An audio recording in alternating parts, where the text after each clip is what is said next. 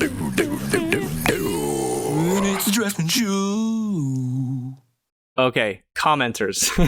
Marshall, you can talk a lot about this one. About commenters? Yeah, you put something out there, and now you just get a wall of comments who have a lot of things to say about you. What they think about you and your work and how stupid you are. Well, maybe you don't get that much of that, huh?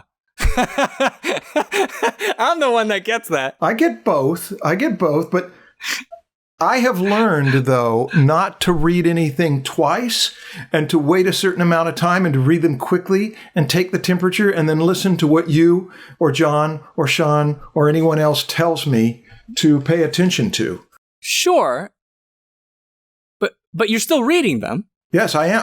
I have read them, yes. And so you don't get too many people criticizing you, though, so you don't really have that issue. But it's pretty common on the internet. The internet is pretty brutal. People like to criticize each other, sometimes just for the sake of criticizing each other, not even for any other reason, just to have fun and hurt someone. I picked that up. Yeah. So you have to learn to navigate that field, to ignore that kind of stuff. Know when somebody's critiquing you to help you, and when they're criticizing you for their own pleasure. You got to be able to pick up on the difference. And in some cases, it's just obvious. In some cases, it's obvious, yeah. But it's not always obvious. And sometimes, even if it's obvious, it's still hurtful. And it's still difficult to ignore. You know? Until you learn to ignore it. And you seem to have ignored it really well. The general rule is don't respond to it. You might be hurt by it, but just don't respond. There's no point in picking a fight with someone whose purpose is to hurt you. Just walk away. You're not going to get anything out of it. Yeah. I have a friend who is really good at this. I don't mean on social media. I mean in personal life. And I remember asking him years ago, some people that he worked with that were so intent on harming others and who his life connected to and my life connected to. And I remember him when I mentioned, how do you deal with so-and-so? And he mentioned their name and said, I don't give them two thoughts, and changed the subject. And that made a big impression on me that I will give them one thought because it's hard not to, but not a second thought. Because a second thought means that now you have put your hand into the tar.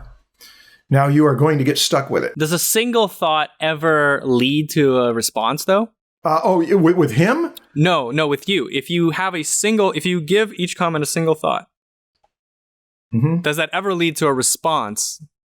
Or more than a single thought is required for a response? I am committed to not, unless it's to somebody who is in my life, who somebody said the best people to get criticism from are the people who have a stake in your success and failure. Oh, interesting. Yeah, ooh. That way, if they are not going to flippantly lob criticisms, because it could, if they do that and it damages you, it damages them. Yeah. But if they see that there's something you're really doing wrong here, they will come to you with criticism because it's a matter of extended protection, self-protection. Yeah. So those are the people who have a stake. If they have a stake in your success and failure and they are criticizing, those are the people to listen. That's that whole thing about parents listen to your kids. They're not just there to attack the parents. We are part of this family and we're the more vulnerable people of it. So that is something, both the don't give it two thoughts and they also give it many thoughts if it's someone who you are co-partnering with and who cares about how things are going. Yeah, that's good. I like that. But along the lines of comments, though, not just for criticism, but also when people are being nice to you, but just telling you what they would like to see from you.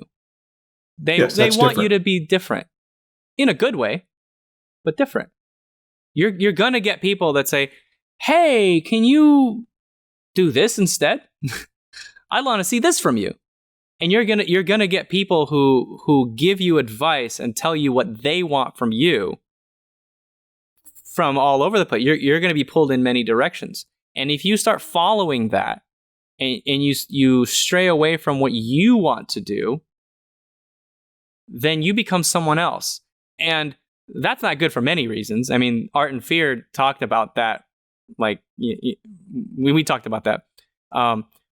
But one of the reasons is that related to growing your audience, the people that followed you because they like you will no longer like you if you change yourself to be like someone who wants you to be someone else. So don't change yourself for this one or a few people that don't like what you're currently doing, because the people that like what you're doing won't like you anymore. So this is a person who just comes in and says, I think you should steer the other way. Yeah. And they grab the steering wheel or they suggest it. And if we're listening to someone like that, that again, it's about their personal preference. Yeah. Not about where you're traveling with your people. Yeah. And they're not necessarily trying to hurt you. They might actually be trying to help you, like saying, I'm your audience. This is what I want to see. There's nothing wrong with that. You just got to be careful as a creator what you choose to do and for whom. And this is where the discernment of listening or not listening to the casual observer, or even the not so casual observer, takes discernment. Right. And there's some creators that just get into the habit of constantly going all over the place because they don't really know what they want to do. And so they just listen to what everybody else wants them to do. That's where looking at someone who says, I am not listening to you, I'm listening to what I want, and people will find out that they want that too because they've got a really strong vision of it.